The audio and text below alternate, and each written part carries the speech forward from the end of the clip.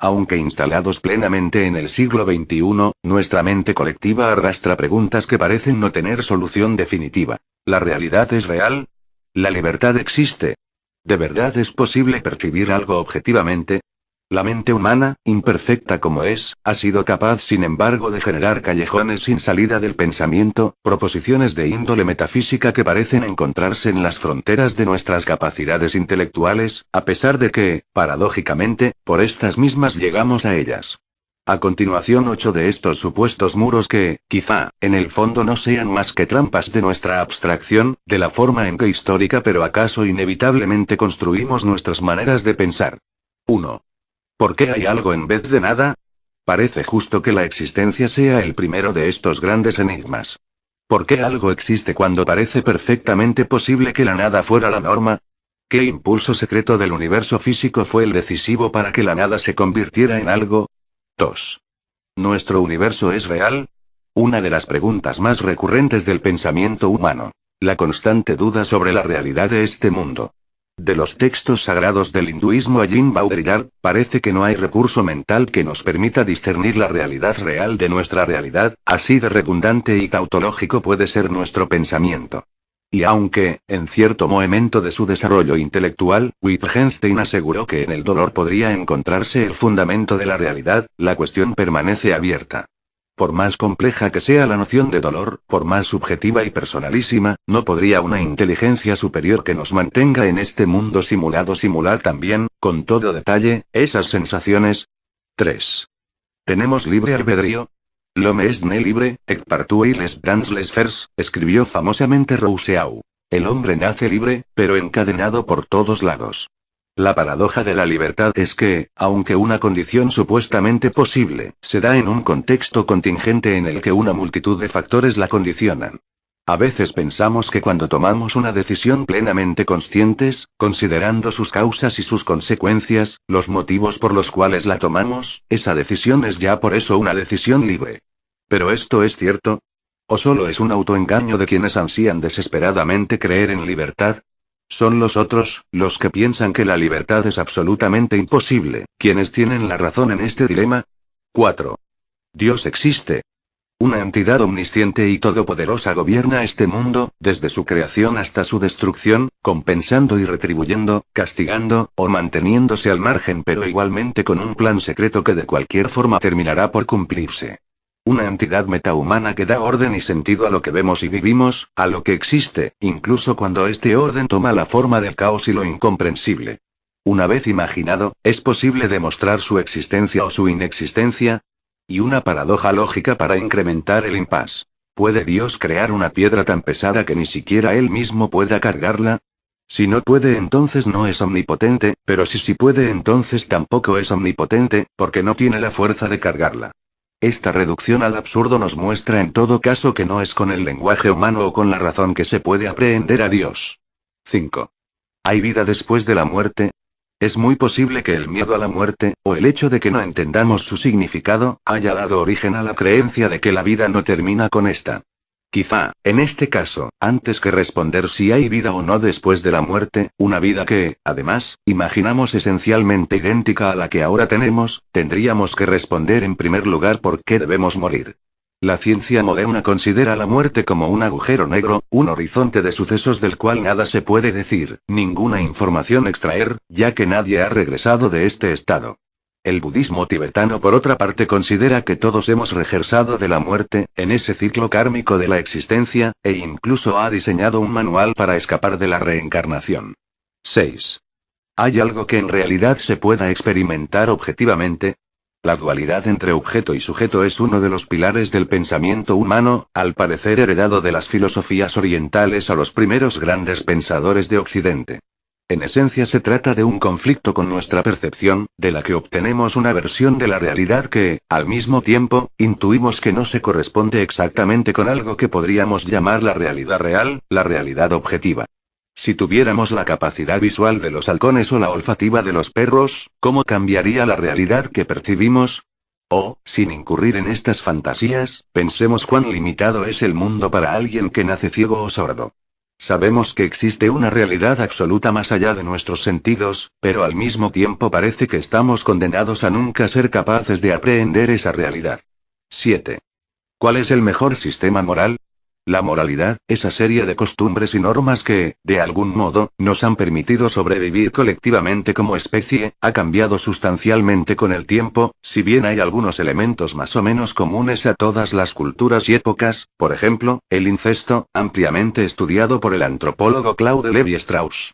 Sin embargo, también cabe la posibilidad de que la moralidad sea una pantalla que las narrativas históricas se han encargado de superponer a determinadas épocas, por comodidad discursiva, pero que esta no necesariamente haya sido la norma y, en la práctica, en la cotidianidad, el ser humano sea tan liberal o tan reprimido, tan relajado o tan estricto, lo mismo en la época victoriana que en el medioevo o la que ahora vivimos. 8. ¿Qué son los números? Una de las invenciones más geniales de la mente humana, los números son sin embargo de una naturaleza en esencia incomprensible. Imprescindibles, de uso diario y, sin embargo, enigmáticos y casi inexplicables. ¿Qué es 2? ¿Qué es 5? De nuevo la tautología como único recurso. Parece que solo podemos decir que 2 es 2 y aceptar que estamos en un callejón sin salida, o es un asunto de semántica. Un problema nada más lingüístico. No parece casual que Wittgenstein, siempre Wittgenstein, haya puesto a los números en el mismo nivel que los colores, que es, pues, algo rojo. Se preguntó alguna vez. No creas que posees en ti el concepto de color porque miras un objeto coloreado, sea cual fuera la forma en que mires, como tampoco posees el concepto de número negativo por el hecho de tener deudas. Es omnipotente, porque no tiene la fuerza de cargarla. Esta reducción al absurdo nos muestra en todo caso que no es con el lenguaje humano o con la razón que se puede aprehender a Dios. 5. ¿Hay vida después de la muerte? Es muy posible que el miedo a la muerte, o el hecho de que no entendamos su significado, haya dado origen a la creencia de que la vida no termina con esta. Quizá, en este caso, antes que responder si hay vida o no después de la muerte, una vida que, además, imaginamos esencialmente idéntica a la que ahora tenemos, tendríamos que responder en primer lugar por qué debemos morir. La ciencia moderna considera la muerte como un agujero negro, un horizonte de sucesos del cual nada se puede decir, ninguna información extraer, ya que nadie ha regresado de este estado. El budismo tibetano por otra parte considera que todos hemos regresado de la muerte, en ese ciclo kármico de la existencia, e incluso ha diseñado un manual para escapar de la reencarnación. 6. ¿Hay algo que en realidad se pueda experimentar objetivamente? La dualidad entre objeto y sujeto es uno de los pilares del pensamiento humano, al parecer heredado de las filosofías orientales a los primeros grandes pensadores de Occidente. En esencia se trata de un conflicto con nuestra percepción, de la que obtenemos una versión de la realidad que, al mismo tiempo, intuimos que no se corresponde exactamente con algo que podríamos llamar la realidad real, la realidad objetiva. Si tuviéramos la capacidad visual de los halcones o la olfativa de los perros, ¿cómo cambiaría la realidad que percibimos? O, sin incurrir en estas fantasías, pensemos cuán limitado es el mundo para alguien que nace ciego o sordo. Sabemos que existe una realidad absoluta más allá de nuestros sentidos, pero al mismo tiempo parece que estamos condenados a nunca ser capaces de aprehender esa realidad. 7. ¿Cuál es el mejor sistema moral? La moralidad, esa serie de costumbres y normas que, de algún modo, nos han permitido sobrevivir colectivamente como especie, ha cambiado sustancialmente con el tiempo, si bien hay algunos elementos más o menos comunes a todas las culturas y épocas, por ejemplo, el incesto, ampliamente estudiado por el antropólogo Claude Lévi-Strauss.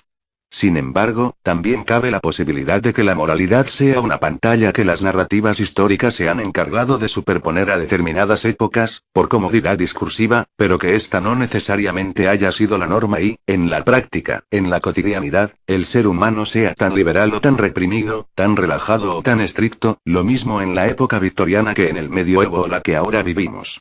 8. ¿Qué son los números? Una de las invenciones más geniales de la mente humana, los números son sin embargo de una naturaleza en esencia incomprensible. Imprescindibles, de uso diario y, sin embargo, enigmáticos y casi inexplicables. ¿Qué es 2? ¿Qué es 5? De nuevo la tautología como único recurso. Parece que solo podemos decir que 2 es 2 y aceptar que estamos en un Sian desesperadamente creer en libertad. Son los otros, los que piensan que la libertad es absolutamente imposible, quienes tienen la razón en este dilema. 4. Dios existe. Una entidad omnisciente y todopoderosa gobierna este mundo, desde su creación hasta su destrucción, compensando y retribuyendo, castigando, o manteniéndose al margen, pero igualmente con un plan secreto que de cualquier forma terminará por cumplirse. Una entidad metahumana que da orden y sentido a lo que vemos y vivimos, a lo que existe, incluso cuando este orden toma la forma del caos y lo incomprensible. Una vez imaginado, ¿es posible demostrar su existencia o su inexistencia? Y una paradoja lógica para incrementar el impasse. ¿Puede Dios crear una piedra tan pesada que ni siquiera Él mismo pueda cargarla? Si no puede, entonces no es omnipotente, pero si sí puede, entonces tampoco es omnipotente, porque no tiene la fuerza de cargarla. Esta reducción al absurdo nos muestra en todo caso que no es con el lenguaje humano o con la razón que se puede aprehender a Dios. 5. ¿Hay vida después de la muerte? Es muy posible que el miedo a la muerte, o el hecho de que no entendamos su significado, haya dado origen a la creencia de que la vida no termina con esta. Quizá, en este caso, antes que responder si hay vida o no después de la muerte, una vida que, además, imaginamos esencialmente idéntica a la que ahora tenemos, tendríamos que responder en primer lugar por qué debemos morir. La ciencia moderna considera la muerte como un agujero negro, un horizonte de sucesos del cual nada se puede decir, ninguna información extraer, ya que nadie ha regresado de este estado. El budismo tibetano, por otra parte, considera que todos hemos regresado de la muerte, en ese ciclo kármico de la existencia, e incluso ha diseñado un manual para escapar de la reencarnación. 6. ¿Hay algo que en realidad se pueda experimentar objetivamente? La dualidad entre objeto y sujeto es uno de los pilares del pensamiento humano, al parecer heredado de las filosofías orientales a los primeros grandes pensadores de Occidente. En esencia se trata de un conflicto con nuestra percepción, de la que obtenemos una versión de la realidad que, al mismo tiempo, intuimos que no se corresponde exactamente con algo que podríamos llamar la realidad real, la realidad objetiva. Si tuviéramos la capacidad visual de los halcones o la olfativa de los perros, ¿cómo cambiaría la realidad que percibimos? O, sin incurrir en estas fantasías, pensemos cuán limitado es el mundo para alguien que nace ciego o sordo. Sabemos que existe una realidad absoluta más allá de nuestros sentidos, pero al mismo tiempo parece que estamos condenados a nunca ser capaces de aprehender esa realidad. 7. ¿Cuál es el mejor sistema moral? La moralidad, esa serie de costumbres y normas que, de algún modo, nos han permitido sobrevivir colectivamente como especie, ha cambiado sustancialmente con el tiempo, si bien hay algunos elementos más o menos comunes a todas las culturas y épocas, por ejemplo, el incesto, ampliamente, aunque instalados plenamente en el siglo XXI, nuestra mente colectiva arrastra preguntas que parecen no tener solución definitiva. ¿La realidad es real? ¿La libertad existe? ¿De verdad es posible percibir algo objetivamente? La mente humana, imperfecta como es, ¿ha sido capaz sin embargo de generar callejones sin salida de tierra en algo? 2. ¿Nuestro universo es real? Una de las preguntas más recurrentes del pensamiento humano. La constante duda sobre la realidad de este mundo. De los textos sagrados del hinduismo a Jim Baudrillard, parece que no hay recurso mental que nos permita discernir la realidad real de nuestra realidad, así de redundantes o inevitablemente construimos nuestras maneras de pensar. 1. ¿Por qué hay algo en vez de nada? Parece justo que la existencia sea el primero de estos grandes enigmas. ¿Por qué algo existe cuando parece perfectamente posible que la nada fuera la norma? ¿Qué impulso secreto del universo físico fue el decisivo para que la nada se convirtiera y tautológico puede ser nuestro pensamiento? Y aunque, en cierto momento de su desarrollo intelectual, Wittgenstein aseguró que en el dolor podría encontrarse el fundamento de la realidad, la cuestión permanece abierta. Por más compleja que sea la noción de dolor, por más subjetiva y personalísima, ¿no podría una inteligencia el pensamiento, proposiciones de índole metafísica que parecen encontrarse en las fronteras de nuestras capacidades intelectuales, a pesar de que, paradójicamente, por estas mismas llegamos a ellas? A continuación 8 de estos supuestos muros que, quizá, en el fondo no sean más que trampas de nuestra abstracción, de la forma en que histórica pero acá